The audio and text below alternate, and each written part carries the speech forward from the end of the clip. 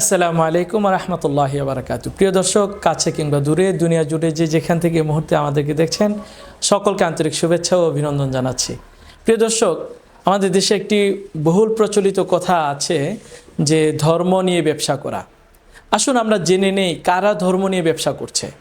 আমরা দেখছি বিভিন্ন জায়গায় মাজারগুলোতে দান বক্স বসানো হয়েছে।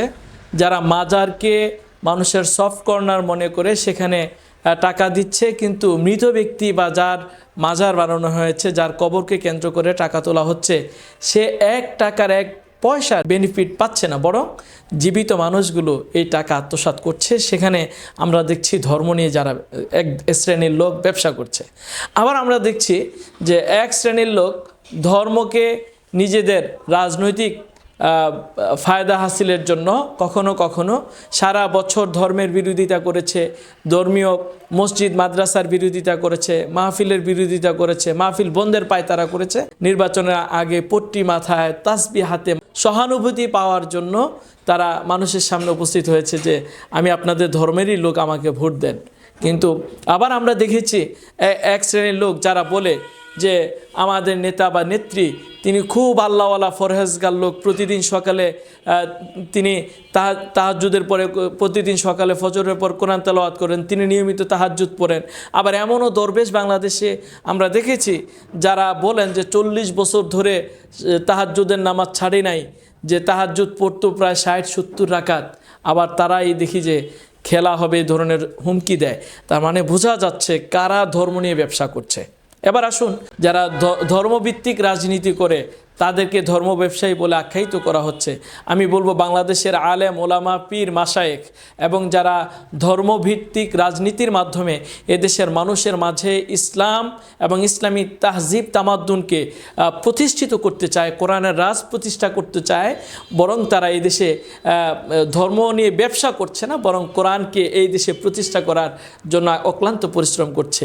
এই ক্ষেত্রে আমরা দেখছি যে আলহামদুলিল্লাহ বাংলাদেশের তাবলিগ জামাত, বাংলাদেশের পীর হক্কানি পীর মাশায়েখ এবং ধর্মভিত্তিক যেই রাজনৈতিক দলগুলো আছে, জামাত ইসলামী, হেফাজত ইসলাম, ইসলামী আন্দোলন সহ যারাই কাজ করছে, সবাই হচ্ছে এই দেশে ইসলাম প্রতিষ্ঠার জন্য কাজ করছে।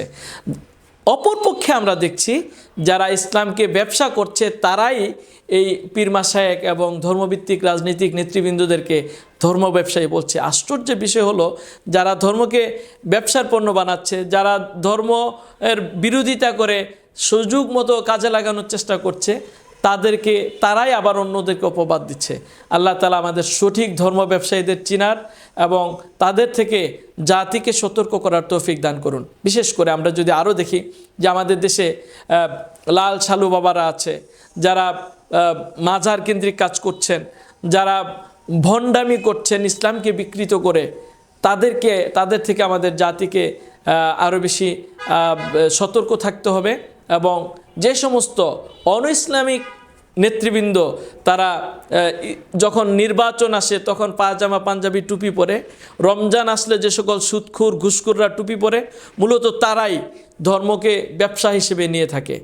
আর যারা ইলেকশনের সময় এসে পট্টি বাঁধে, সারা বছর তাদের ঘুমটার খবর থাকে না, সারা বছর দাদা বাবুদের সাথে আতাত করে চলে, তারাই মূলত ধর্মকে ব্যবসা হিসেবে ব্যবহার করে।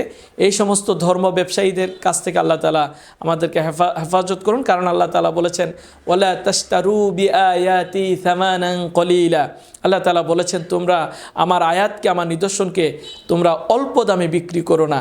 যারা আল্লাহর এই নিদর্শনকে, আল্লাহর আয়াতগুলোকে বিকৃত করে মানুষের সেন্টিমেন্টালকে গায়েল করে নিজেদের ধর্ম ব্যবসাকে পুঁজি করে নিজেরা এই দেশে ইসলাম বিরোধী কর্মকাণ্ড চালাতে চায়, আল্লাহ তাআলা তাদের থেকে হেফাজত করুন। ওয়া মা আলাইনা ইল্লাল বালাগ। আসসালামু আলাইকুম ওয়া রাহমাতুল্লাহি ওয়া বারাকাতুহু।